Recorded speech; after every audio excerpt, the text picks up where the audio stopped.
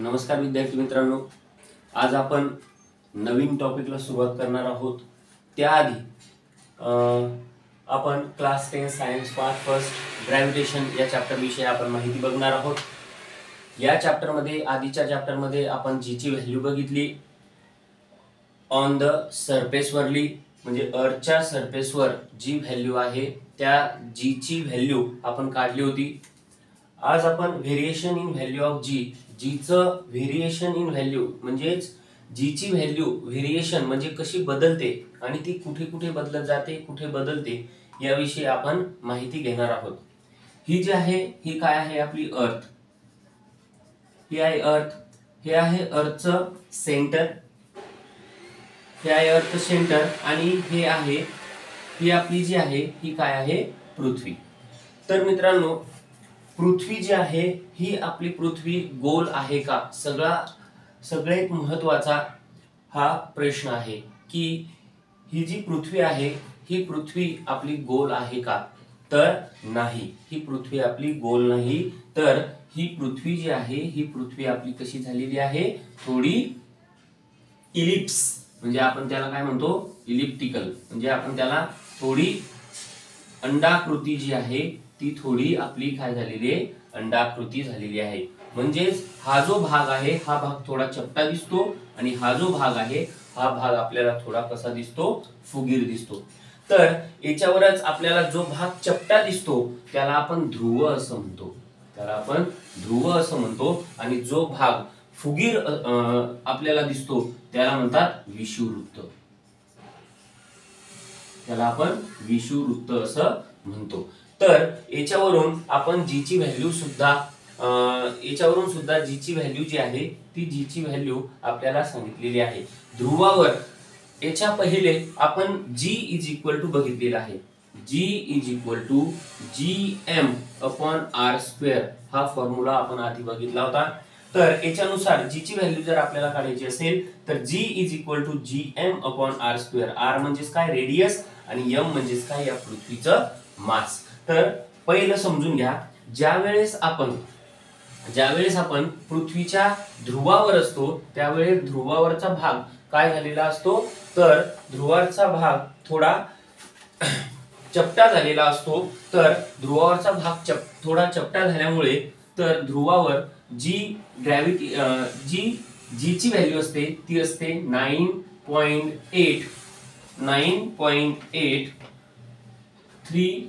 Metre पर second square. आणि विषुववृत्तावर तो भाग काय झालेला असतो, थोडा फुगीर झालेला असतो. म्हणून इथं जी ची व्हॅल्यू आहे तिची जी ची व्हॅल्यू किती असते, 9.78 मीटर पर सेकंड स्क्वेअर. ही जी ची व्हॅल्यू म्हणजेच काय, तर इथं चपटा झालाय म्हणजेच काय, ध्रुवावर चपटा झाला म्हणजेच काय, तर ध्रुव जे आहे त्या ध्रुवावर चपटा झाला म्हणजेच काय, तो थोडा खाली आला. आणि विषुववृत्तावर थोडा फुगीर झालाय म्हणजे रेडियस सुद्धा, इथं जी रेडियस आहे ही रेडियस आणि ही रेडियस याच्यामध्ये काय आहे, बदल आहे. इथं जास्त आहे, इथं ध्रुवावर जे आहे त्या ध्रुवानुसार 9.832 मीटर पर सेकंड स्क्वेअर एवढी काय आहे, तर जी ची व्हॅल्यू आहे. तर त्याच्यानंतर ही झाली पहिलं. दुसरं जे आहे ते दुसरं, जसं जसं आपण वरती जातो किंवा जसं आपण खाली येतो, जर समजा पृथ्वीच्या सरफेसवर व्हॅल्यू आहे 9.8, किती आहे, 9.8, आणि याची जी पृथ्वीची जी रेडियस आहे ती रेडियस आहे 6400 किलोमीटर एवढी काय आहे, रेडियस आहे पृथ्वीच्या सेंटर पासून तर सरफेस पर्यंत जी रेडियस आहे ती आहे 6400 किलोमीटर. आणि ही जी पृथ्वी आहे या पृथ्वीचं जे मास आहे ते मास आपण आधी बघितलंच होतं. तर या सरफेसवर किती आहे, 9.8.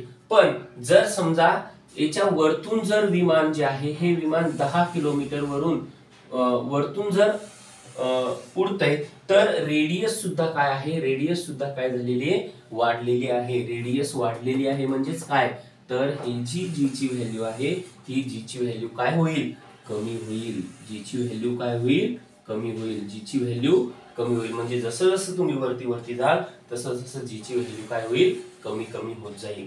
पण तिसरं जे आहे, तिसरं जसं जसं तुम्ही खोलात जाल, जसं जसं तुम्ही या पृथ्वीच्या खोलात जाल, तसं तसं सुद्धा जीची व्हॅल्यू कमी कमी होत जाते. कारण जे मास आहे ते मास सुद्धा पृथ्वीचं कमी कमी होत जातं आणि रेडियस सुद्धा कमी कमी होत जाते. म्हणजे मास कमी होतं, मास पण कमी होतं आणि रेडियस पण कमी होते. रेडियस कमी होते म्हणजेच काय, तर जीची व्हॅल्यू सुद्धा आत वरती जाता वेळेस सुद्धा जीची व्हॅल्यू कमी होते आणि ज्यावेळेस आपण खाली येतो, ज्यावेळेस पृथ्वीच्या आतमध्ये खाली खाली जातो, त्यावेळेस सुद्धा जीची व्हॅल्यू कशी होते, कमी होते. जीची व्हॅल्यू काय होते, कमी होते. या ठिकाणी आपण व्हेरिएशन इन व्हॅल्यू ऑफ जी म्हणजे जीची व्हॅल्यू सरफेसवर 9.8 मीटर पर सेकंद असेल, तर ती वरती जसं जसं आपण वरती वरती गेलो तसं जसं जीची व्हॅल्यू कमी कमी होते आणि जसं जसं तुम्ही खाली खाली जाल तसं तसं सुद्धा जीची व्हॅल्यू कशी होत चालते, कमी कमी होत चालते. म्हणजेच व्हेरिएशन इन व्हॅल्यू ऑफ जी. याच्यामध्ये जीच्या व्हॅल्यूचं इथं काय दिलेलं आहे, व्हेरिएशन दिलेलं आहे. त्याच्यानंतर एक महत्वाचा प्रश्न आहे तो जो की परीक्षेला विचारतात आणि परीक्षेला मागचं आत्ताच जी परीक्षा झालेली आहे 2025 मध्ये, याच्यामध्ये क्वेश्चन असा आला होता, डिफरन्स बिटवीन क्वेश्चन आला होता. काय आला होता, डिफरन्स बिटवीन. आणि ते डिफरन्स बिटवीन मी तुम्हाला इथं लिहून देणार आहे, तुम्हीही लिहून घेतलं तरी चालेल. महत्वाचा, अति महत्वाचा प्रश्न आहे difference between. Difference between mass and weight. Difference between mass and weight. महत्वाचा क्वेश्चन आहे. तर सर्वप्रथम आपण मास घेऊया तिकडं. सर्वप्रथम इकडे घेऊयात मास आणि इकडे घेऊयात वेट. तर पहिला पॉइंट घ्या. पहिला point, mass is the amount of, mass is the amount of matter present in object.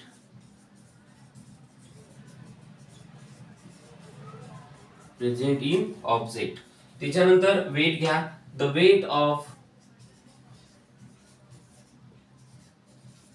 weight of an object is defined as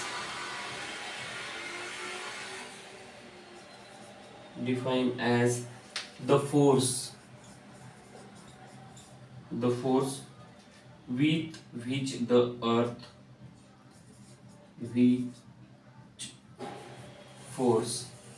with which the earth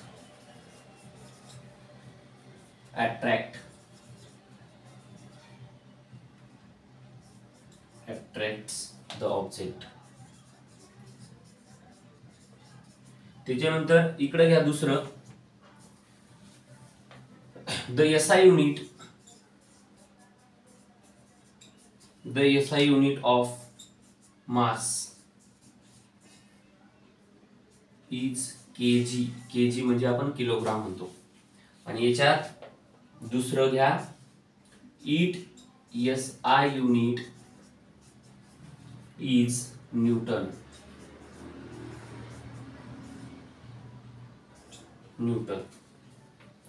याच्यात तिसरं घ्या, weight is a vector quantity.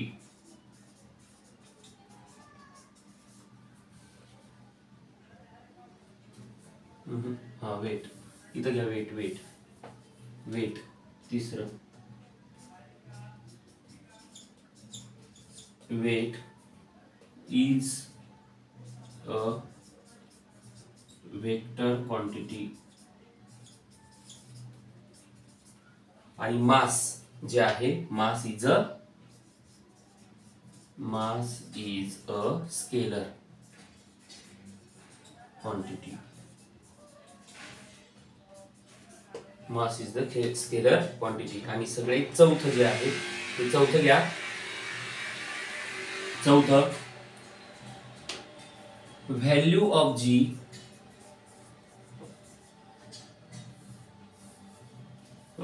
It is value is same everywhere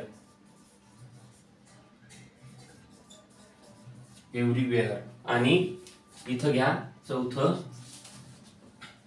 as value of g is not same everywhere.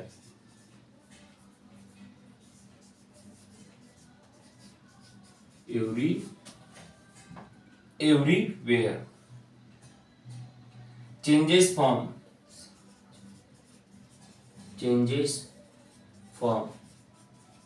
place to place. Changes from place to place. F is equal to mg. हा formula तुम्ही लिहिला तर चालेल. आता याच्यामध्ये तुम्ही लक्षपूर्वक ऐका. डिफरन्स बिटवीन महत्वाचा आहे, सगळ्यात महत्वाचा आहे, परीक्षेत आलेलं डिफरन्स बिटवीन आहे. Difference between mass and weight समजून घ्या. याच्यामध्ये मास, पहिला पॉइंट लिहायचा, mass is the amount of matter present in the object. म्हणजेच मास जे आहे ते मास बदलत नाही. एखाद्या व्यक्तीचं मास जेवढा असलं 5 किलो आहे, त्याचं 5च किलो असतं, ते बदलत नाही. The weight of an object is defined as the force with which of the earth attract the object. Object जसा त्याच्यावर फोर्स लावेल, जसा फोर्स ऍक्ट होईल, पृथ्वी जशी त्याला अट्रॅक्ट करेल, म्हणजे त्याच्यात ग्रॅव्हिटेशन जे आहे त्या ग्रॅव्हिटेशनचा त्याच्यावर काय पडतो, फरक पडतो. आणि ग्रॅव्हिटी आणि मास याच्यावर याचं प्रोडक्ट म्हणजेच काय, तर ते जे वेट आहे ते वेट आहे. दुसरं, the SI unit of mass is KG. मासचं एसआय युनिट हे केजी आहे, तर वेटचं एसआय युनिट हे न्यूटन आहे. न्यूटन म्हणजेच काय, तर फोर्सचं एसआय युनिट, फोर्स जे आहे त्याचं युनिट काय आहे, न्यूटन. त्याच्यानंतर mass is the scalar quantity. Mass ही काय आहे, स्केलर क्वांटिटी आहे, ती बदलत नाही, ती सेमच राहते. आणि weight is the vector quantity. Vector quantity जी आहे ही काय होते, चेंज होत राहते. म्हणजेच वेट जी आहे ती काय आहे, व्हेक्टर क्वांटिटी. आणि सगळ्यात शेवटचं, it is the value of same everywhere. याची जी व्हॅल्यू आहे ती सगळीकडे सारखीच राहते, ती बदलत नाही. पण value of g not same everywhere. तर वेटची जी व्हॅल्यू आहे ती व्हॅल्यू चेंजेस होत चालते प्लेस टू प्लेस, ती सेम नसते, ती सारखी नसते. हे सगळ्यात महत्वाचं तुम्हाला इथं दिलेलं आहे. आणि सगळ्यात शेवटचा जो पॉइंट आहे, तो शेवटचा पॉइंट घेतो, तो म्हणजे फ्री फॉल. हा जो फ्री फॉल आहे, हा फ्री फॉल तुम्ही 9वी मध्ये शिकलेला आहे. फ्री फॉल जे आहे त्या फ्री फॉल मध्ये तुम्ही जे फ्री फॉल आहे त्याच्यामध्ये तुम्हाला न्यूटनची इक्वेशन जे आहे ती न्यूटनची इक्वेशन, तिच्या आधी आपण न्यूटनची इक्वेशन घेऊ. न्यूटनचे इक्वेशन तुम्ही बघितलेले आहेत. याच्यामध्ये न्यूटनचे इक्वेशन बघत असताना आपण ते प्रूव्ह सुद्धा केलेले आहे. काय काय प्रूव्ह केलेलं आहे, पहिलं तुम्हाला न्यूटन इक्वेशन पहिलं इक्वेशन काय आहे, तर पहिलं इक्वेशन आहे v is equal to u plus a t, हे आपण शिकलोय. दुसरं s is equal to ut plus 1/2 at square, हे सुद्धा आपण शिकलोय. आणि तिसरं काय, v square is equal to u square plus twice as. हे तिन्ही फॉर्म्युले आपण 9वी मध्ये शिकलेलो आहोत आणि 9वी मध्ये ते सुद्धा तुम्हाला सांगितलेलं आहे.